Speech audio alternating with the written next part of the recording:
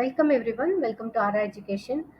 So இன்னைக்கு நம்ம வந்து எக்ஸாம் டிப்ஸ் பார்க்க போகிறோம். ப்ரொஃபஷனல் ஸ்டூடெண்ட்ஸ் சிஏசிஎம்ஏக்கான எக்ஸாம் டிப்ஸ், தட் இஸ் நம்ம எப்படி ரிவிஷன் பண்ணுறது அப்படிங்கிறதும் அண்ட் ப்ரெசன்டேஷன் பார்ட்டும் நம்ம இன்னைக்கு பார்க்க போகிறோம். Please subscribe araeducation for more professional tips எல்லாத்துக்குமே ப்ளீஸ் சப்ஸ்கிரைப்.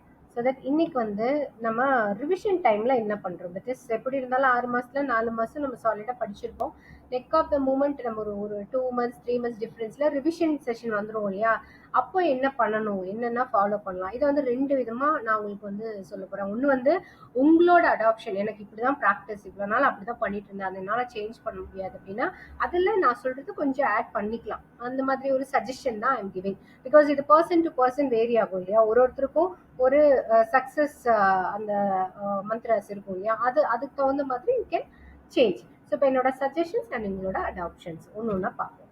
ஒன்று வந்து ஃபஸ்ட்டு பார்த்தீங்கன்னா டைம் லைன். எனக்கு 100 days இருக்கா, ஒரு 80 days இருக்கா, 50 days இருக்கா, அதுக்கு தகுந்த மாதிரி நான் எப்படி என்னோட ஸ்டடி பிளானை போடுறேன். தட் இஸ் நான் ஃபுல்லாக படிச்சுட்டேன், எனக்கு இப்போ வந்து 3 ரிவிஷன் பண்ணணும். அப்போது ரிவிஷன் 1ல் நான் என்ன பண்ண போகிறேன், ரிவிஷன் 2ல் என்ன பண்ண போகிறேன், 3ல் என்ன போகிறேன் அண்ட் மார்க் எக்ஸாம்ஸில் என்ன பண்ண போகிறேன். இதை வந்து நீங்கள் அந்த டேஸை வச்சு நீங்கள் டைம் ஃப்ரேம் பண்ணிக்கோங்க. அது உங்களோட அவைலபிலிட்டியை பொறுத்து, நீங்கள் தான் உட்காந்து உங்களுக்கு கெப்பாசிட்டியை பொறுத்து நீங்கள் டைம் ஃப்ரேம் பண்ணிக்கோங்க. அதுதான் ரொம்ப ரொம்ப ரொம்ப இம்பார்ட்டன்ட் ஃபார் ரிவிஷன் ப்ரிப்ரேஷனுக்கு. So draw your time line. இதில் என்னோட சஜஷன் என்னன்னா, கட்டாயமாக ஒரு 100 days நமக்கு வேணும். 100 days கம்மியாக இருந்ததுன்னா உங்களுக்கு கொஞ்சம் ஹெக்டிக்காக இருக்கும். அதனால try to enter before 100 days for your revision. இது என்னோட சஜஷன், ரைட்? இப்போ செகண்ட் டிப்ஸ். இதில் வந்து நம்மளோட study style, each person will have separate study style இல்லையா? உங்களுக்கு ஒரு மாதிரி ஸ்டடி ஸ்டைல் இருக்கும், உங்கள் ஃப்ரெண்டுக்கு ஒரு மாதிரி ஸ்டடி ஸ்டைல் இருக்கும். எப்படின்னா சில பேர் பார்த்தீங்கன்னா காலையில் 3 மணி 2 மணிக்கு எந்திரிச்சு கூட என்னால் கண்டினியூஸாக உட்காந்து படிக்க முடியுங்க அப்படிம்பாங்க. சில பேர் பார்த்தீங்கன்னா இல்லை என்னால் காலையில் அந்நேரத்துக்குலாம் எந்திரிக்க முடியாது, சாயங்காலம் எனக்கு வந்து 11 12 1 2 எவ்வளோ நேரம் வேணாலும் என்னால் படிக்க முடியுமாங்க. ஸோ அது வந்து உங்களோட ரெகுலர் ப்ராக்டிஸில் வர்றது. அது பர்சன் டு பர்சன் அதுவும் மாறும். அதை வந்து நீங்கள் எப்படி எடுத்துக்கிறீங்க அப்படிங்கிறது உங்களை பொறுத்து. நீங்கள் ஈவினிங் டைம் நைட்ஸ் டைமில் ஸ்பெண்ட் பண்ணாலும் சரி, இல்லை ஏர்லி மார்னிங் ஸ்பெண்ட் பண்ணாலும் சரி, அது உங்களோட அடாப்ஷன். பட் என்னோட சஜஷன் என்ன அப்படின்னா, காலையில் நீங்கள் 3 o'clock எந்திரிச்சு படிச்சீங்கன்னா உங்களோட பாடி ஃபர்ஸ்ட் ஆஃப் ஆல் உங்களுக்கு சப்போர்ட் பண்ணும். நமக்கு அது ரொம்ப இம்பார்ட்டன்ட் இல்லையா? நம்மளோட கேப்பபிலிட்டி இருக்குது, கெப்பாசிட்டி இருக்குது அப்படின்னாலும் நமக்கு அந்த பாடி சப்போர்ட், ஹெல்த் சப்போர்ட் பண்ணும்ல. அது வந்து மார்னிங் 3 o'clock நம்ம உட்காந்து படிக்கும்போது பிரம்ம முகூர்த்த டைம், ரைட்? ஸோ அப்போ நமக்கு வந்து டிஸ்டர்பன்ஸ் இருக்காது, மைண்ட் டீவியேட் ஆகாது, ஹெல்த் ஸ்பாயில் ஆகாது. ஸோ கான்சென்ட்ரேஷன் வந்து நிறைய கிடைக்கும் அந்த டைமில். ஸோ மை சஜஷன் இஸ், காலையில் நீங்கள் 3 o'clockலேருந்து சாலிடாக ஒரு 9 o'clock வரைக்கும் டிஸ்டர்பன்ஸ் இல்லாமல் நீங்கள் உங்களோட ஸ்டடியை வந்து கண்டினியூ பண்ண முடியும் அந்த டைமில். ஸோ இது என்னோட செகண்ட் டிப். தேர்டு வந்து ரொம்ப இம்பார்ட்டன்ட். பிகாஸ் நம்மளோட ப்ரிப்பரேஷன் வந்து நம்ம எப்படி பண்ணுவோம், செகண்ட் டிவிஷன் ஃபர்ஸ்ட் டிவிஷன் எல்லாம் போட்டுட்டு ஃபைனலி நம்ம மார்க் எக்ஸாம் போவோம். அப்போ நமக்கு என்ன பண்ணுவோம், ஃபர்ஸ்ட் டிவிஷனில் என்ன படித்தோம், ஃபர்ஸ்ட் லெசனில் என்ன படித்தோம் அப்படின்ற ஒரு கொஸ்டின் மார்க் வரும் இல்லையா? நம்ம படிக்கிறதுல ரொம்ப பெரிய தப்பு இதுதான் பண்ணுறோம். என்னன்னா, இன்னைக்கு நான் படிக்கிறேன் அப்படின்னா இன்னைக்கு நான் படித்ததை அட்லீஸ்ட் ஒரு 4 to 5 daysக்கு அப்புறம்னாச்சு ஒன்ஸ் நான் படித்ததுக்கு ஒரு 10 minutes இம்பார்ட்டன்ஸ் கொடுக்கணும். மண்டே படித்தேன்னா நான் சாட்டர்டே நான் ஒரு 10 minutes, நான் மண்டே என்ன படித்தேன், டியூஸ்டே என்ன படித்தேன் அப்படின்னு சொல்லி ஒரு 10 minutes என்னால் அது எல்லாம் ரீகால் பண்ண முடியுதா அப்படிங்கிறத நான் ட்ரை பண்ணணும். ரீகால் பண்ண முடியலன்னா அந்த இடத்துலயே எந்த ஏரியாவில் உங்களுக்கு கிளாரிட்டிலையோ எடுத்து வச்சு பார்த்துருங்க. ஸோ தட் அந்த ஏரியா உங்கள் மைண்டில் ஏறிடும். சப்கான்ஷியஸில் ஏற்றுறது தான் இங்கே ப்ராக்டிஸை. ஸோ அதனால் வந்து அது ரொம்ப ரொம்ப இம்பார்ட்டன்ட் டிப்ஸு ஃபார் ஸ்டடிங். என்ன நம்ம வந்து படிச்சுட்டே இருந்தாலும் அதை வந்து நம்ம ப்ரெசன்டேஷன் பண்ணுறது, கான்ஃபிடென்ட்டாக பண்ணுறதுங்கிறது திருப்பி திருப்பி ரீகால் பண்ணும்போது தான் வரும். அதனால at least 5 days once first day என்ன படித்தோமோ அதுக்கு ஒரு பிரேக் கொடுத்து அந்த இடத்துல நீங்கள் ரீகால் பண்ணுங்க. That is very important. இது என்னோட சஜஷன். நெக்ஸ்ட்டு, நம்ம பிரெயின் வந்து எப்போவுமே ஹியூமன் பீயிங்கோட பிரெயின் கண்டினியூவாக ஒரு 4 hours எல்லாம் நம்மளால உட்காந்து கான்சென்ட்ரேஷன் கொடுக்க முடியும். சாலிட் கான்சென்ட்ரேஷன் யாருனாலும் கண்டினியூஸாக கொடுக்க முடியாது. அது நேச்சுரலி நம்மளால முடியாது இல்லையா? ஸோ அதனால வந்து அந்த ஒரு ஃபர்ஸ்ட் ஒரு 1 hour நீங்கள் கொடுக்கக்கூடிய impact next next next continue ஆகணும்னா நம்ம பிரெயினை ரெஃப்ரெஷ் பண்ணிட்டே இருக்கணும். அப்போது ஏன்னா சிஸ்டம் நிறைய லோட் ஆகுது இல்லையா பிரெயினில், அப்போது அதை ரெஃப்ரெஷ் பண்ணி மறுபடியும் ஒரு ரீகாப் கொடுத்தீங்க அப்படின்னா நீங்கள் படிக்கிறது உங்களுக்கு கான்ஃபிடென்ட்டாக கிளாரிட்டியாக ஒரு கான்சென்ட்ரேஷனோட படிக்க முடியும். 1 மணி நேரம் படிச்சாலும் கான்சென்ட்ரேஷனோட படிங்க.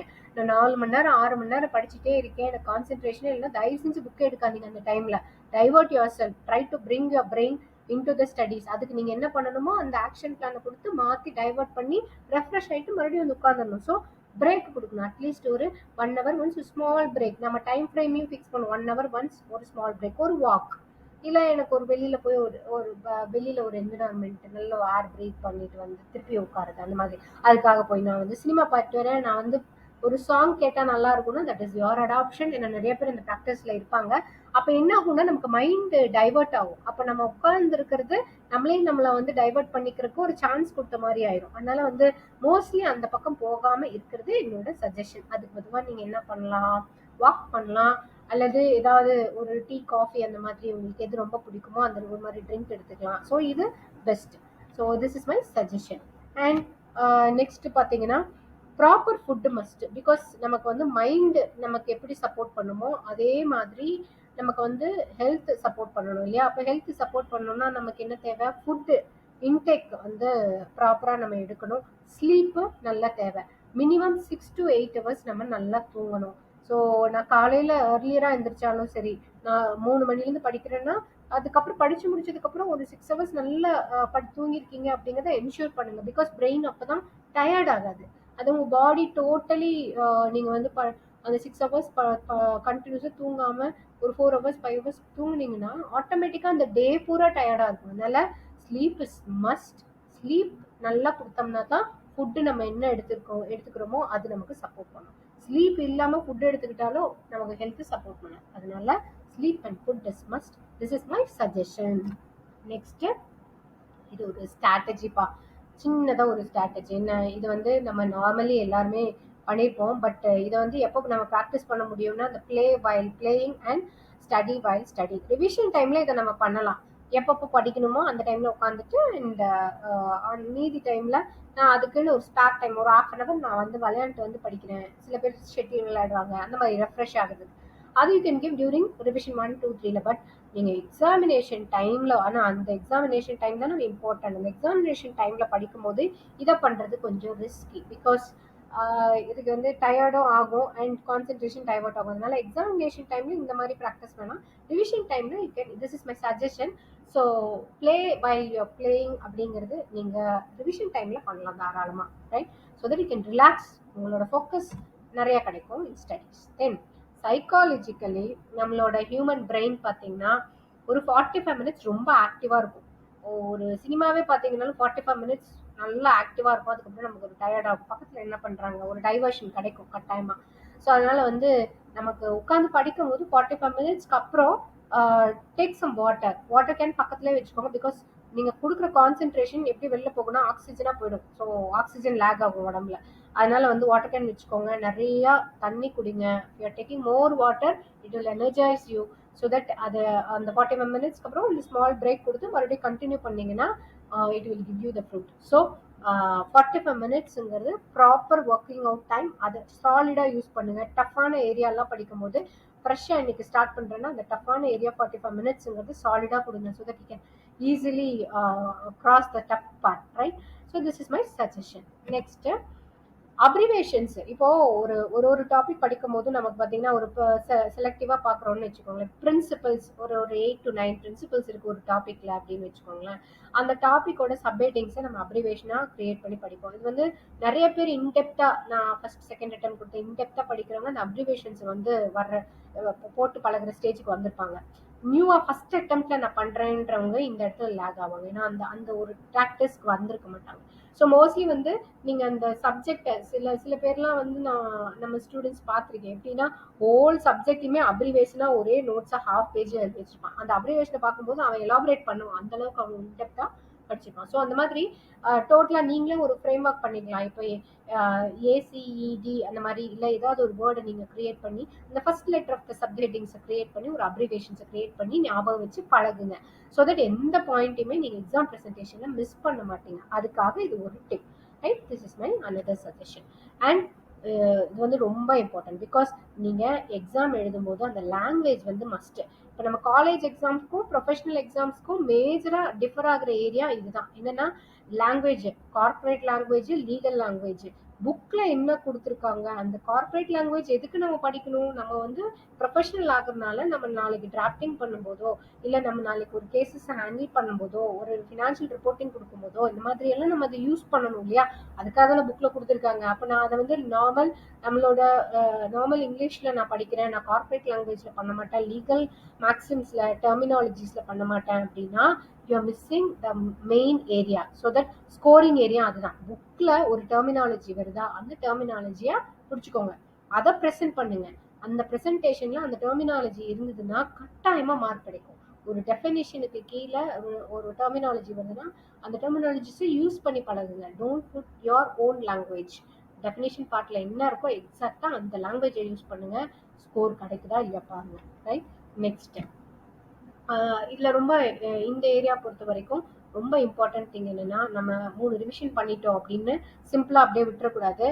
மார்க் எக்ஸாம் எழுதி பார்க்கணும். ஏன்னா நம்ம என்னதான் படிச்சோம்னாலும் எக்ஸாமுக்கு எக்ஸாமினருக்கு பொறுத்த வரைக்கும் அவருக்கு அலோகேட்டட் ஒரு 3 to 4 மினிட்ஸ் அவர் நம்மளோட பேப்பரை கரெக்ட் பண்ணுவாரா, மேக்ஸிமம் 5 மினிட்ஸ் வச்சுக்கோங்களேன், கரெக்ட் பண்ணுவாரா. அப்போ நம்ம பிரசன்டேஷன் எந்த அளவுக்கு கொடுத்துருக்கோம் அப்படிங்கறது அங்க ரொம்ப இம்பார்ட்டன்ட். நீங்க இந்த 6 மாசம் உட்காந்து படிக்கிறது, அந்த ஒரு 10 மினிட்ஸ் அவரோட அண்டர்ஸ்டாண்டிங்க்கு நீங்க என்ன ப்ரொடியூஸ் பண்ணிருக்கீங்களோ it should connect to the examiner இல்லையா? அப்ப justifying the examiner is very very important.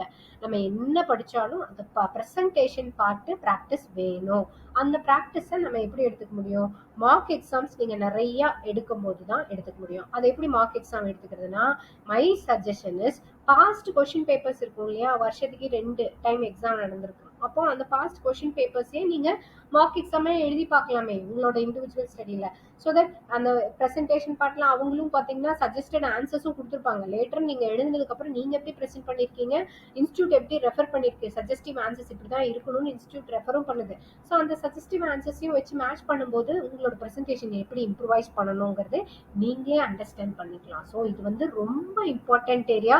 படிக்கிறது முக்கியம் இல்ல, படிக்கிறத பேப்பர்ல ப்ரெசென்ட் பண்றதுதான் எங்க ப்ராக்டிஸ். ஸோ அந்த ப்ரெசன்டேஷனை பிடிச்சிட்டிங்கன்னா பாஸ் பண்ணிடலாம். So this is my important suggestion. Next, revision நம்ம பண்ணும்போது மினிமம் 3 டைம்ஸ்னாச்சு வேணுங்க. நான் ஒரு ரிவிஷன் பண்ணிருக்கீங்கன்னா கான்ஃபிடென்ட் இருக்காது. நீங்க ஒரு ரிவிஷன் முடிச்சு எக்ஸாம் போனீங்கன்னா கட்டாம சொல்றேன் கான்ஃபிடென்ட் டவுட்டா இருக்கும். நம்ம இதை படிச்சோமா இல்ல வேற வேற இந்த டாபிக் இது இன்க்ளூட் ஆகுமா, இந்த ஃபார்முலா போடணுமா இல்ல வேற, அந்த ஒரு கன்ஃபியூஷன்லயே தான் இருக்கும். செகண்ட் ரிவிஷன் பண்ணிருந்தீங்கன்னா எந்தெந்த ஏரியால நீங்க கன்ஃபியூஸ்டா இருக்கீங்கன்றத ஐடென்டிஃபை பண்ணி நீங்க அதை சார்ட் அவுட் பண்ணிருப்பீங்க. தேர்ட் ரிவிஷன்ல உங்களால எல்லாமே நீங்க படிச்சதை ரீகால் பண்ண முடியுதான்னு பார்த்திருப்பீங்க. ஸோ தட் உங்களுக்கு 3 ரிவிஷன் சாலிடா முடிச்சீங்கன்னா சப்ஜெக்ட்ல உங்களுக்கு கான்ஃபிடென்ட் கிடைக்கும். அதுதான் இங்க மஸ்ட். சரியா? ஸோ மினிமம் 3 ரிவிஷன்ஸை முடிங்க. அது வந்து ரொம்ப important. It is my suggestion. And ஃபைனலா நமக்கு வந்து டெக்ஸ்ட் புக்கை படிக்கணும். நிறைய பேர் பார்த்தீங்கன்னா கம்பைலர் போவாங்க, அப்புறம் நமக்கு வந்து பாஸ்ட் கொஸ்டின் பேப்பர்ஸ்ல ஆன்சர் சஜஷன் இருக்கு இல்லையா, அது படிப்பாங்க எடுத்ததுமே. அதெல்லாம் பண்றதுக்கு முன்னாடி டெக்ஸ்ட் புக்கை from first page to end page கட்டாயமா படிச்சிருக்கணும். இது ரொம்ப ரொம்ப ரொம்ப இம்பார்ட்டன்ட். ஏன்னா கான்செப்ட் அப்பதான் கிளாரிட்டியோட நமக்கு கிடைக்கும். ரைட்? கதை மாதிரி படிங்க. கதை மாதிரி படிச்சு கான்செப்டை புரிஞ்சுக்கிட்டீங்கன்னா செகண்ட் திங் வந்து நம்ம வந்து செகண்ட் ரிவிஷன் தேர்ட் ரிவிஷன்ல அந்த கான்செப்டை நம்ம திருப்பி திருப்பி பார்க்கும்போது உங்களுக்கு இதுதான்ற கிளாரிட்டி ஈஸியா எடுக்க முடியும். அண்ட் டெக்ஸ்ட் புக்கை மட்டும் படிச்சா பத்தாது. கார்பரேட் அக்கௌண்டிங், ஃபினான்ஷியல் அக்கௌண்டிங், அப்புறம் வந்து நமக்கு டாக்ஸேஷன் எல்லாம் பார்த்தீங்கன்னா ஈவன் லாஸுமே, தட் இஸ் எக்கனாமிக்கல் லாஸ், நமக்கு வந்து corporate loss, any kind of லாஸுக்குமே இன்ஸ்டியூட்ஸ், அந்தந்த இன்ஸ்டியூட்ஸ் என்ன பண்ணுதுன்னா ஸ்டூடெண்ட்ஸோட ப்ராக்டிஸ்க்காக ப்ராக்டிஸ் மேனுவல்னு ஒன்று ரிலீஸ் பண்ணுது. ஆல்ரெடி அது இருக்கும் இன்ஸ்டியூட்டோட போர்ட்டல்ல போனீங்கன்னா. நிறைய ஸ்டூடெண்ட்ஸ்க்கு அது தெரியுது இல்ல. ஃபார் எக்ஸாம்பிள் காஸ்டிங்ல ஒரு ஃபர்ஸ்ட் லெசன்ல ஒரு ப்ராப்ளம் போடுறீங்களா, நீங்க இந்த ப்ராக்டிஸ் மேனுவல்ல டவுன்லோட் பண்ணி வச்சிருந்தீங்கன்னா அதுல ஒரு 10 ப்ராப்ளம் இருக்கும். நீங்க அந்த 10 ப்ராப்ளம் ஒர்க் அவுட் பண்ணீங்கனாலே ஒரு ப்ராப்ளமுக்கும் ஒரு 5 மாடல்னாச்சு அதுல இருக்கும். அப்ப என்ன மாதிரி மாடல்ல கொஸ்டின் கேட்டாலும் உங்களால ஆன்சர் பண்ண முடியும். இது ரொம்ப இம்பார்ட்டன்ட். ப்ராக்டிஸ் மேனுவல்ல நம்ம கம்ப்ளீட் பண்றது, அதுல இருக்கக்கூடிய ப்ராப்ளம்ஸை கம்ப்ளீட் பண்றது, இது ரொம்ப notable area. Give importance to practice manual. அப்புறம் இன்னொரு இம்பார்ட்டன்ட் ஏரியா என்னன்னா சப்ளிமெண்ட்ரிஸ். இப்ப டாக்ஸ் எல்லாம் வந்து நமக்கு இயர் ஆன் இயர் அமெண்ட் ஆயிட்டே இருக்கும் இல்லையா? நம்மளோட ப்ரொஃபஷனலிசமே அப்படித்தானே, அமெண்ட்மெண்ட் இருந்துகிட்டே இருக்கும். நம்ம அதுல ஸ்டடீஸ் பண்ணிட்டே இருக்கணும் இல்லையா? ஸோ அந்த அமெண்ட்மெண்ட்ஸை நம்ம இன்ஸ்டியூட் என்ன பண்றாங்கன்னா, ஸ்டடி மெட்டீரியல் கொடுத்தது போக, இப்போ நீங்க போன வருஷம் பப்ளிகேஷனோட ஸ்டடி மெட்டீரியல் வச்சிருப்பீங்க, இந்த வருஷம் நமக்கு அமெண்ட்மெண்ட் ஆயிருக்கு, இந்த வருஷம் நீங்க டிசம்பர்ல எக்ஸாம் எழுத போறீங்கன்னா சப்ளிமெண்டரி ரிலீஸ் பண்ணும். ஒரு சப்ஜெக்ட்டுக்குமே அந்தந்த இன்ஸ்டியூட் சப்ளிமெண்டரிஸ் கொடுப்பாங்க. அதையும் செக் பண்ணுங்க.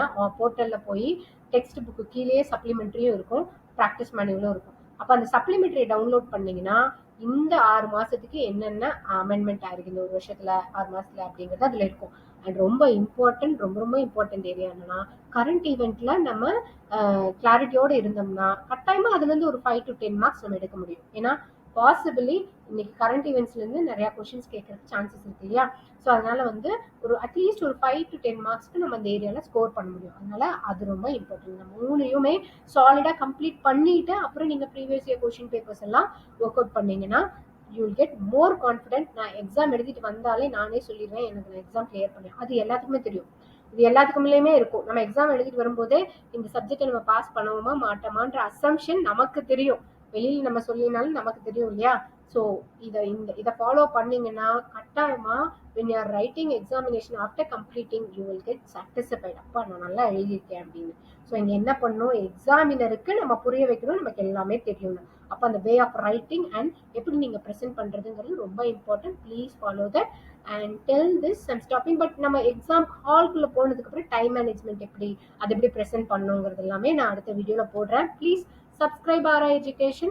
Thank you so much for watching and share the video. அப்புறம் ஃப்ரெண்ட்ஸ்க்கு ரெஃபர் பண்ணுங்க. Like the video. Thank you so much.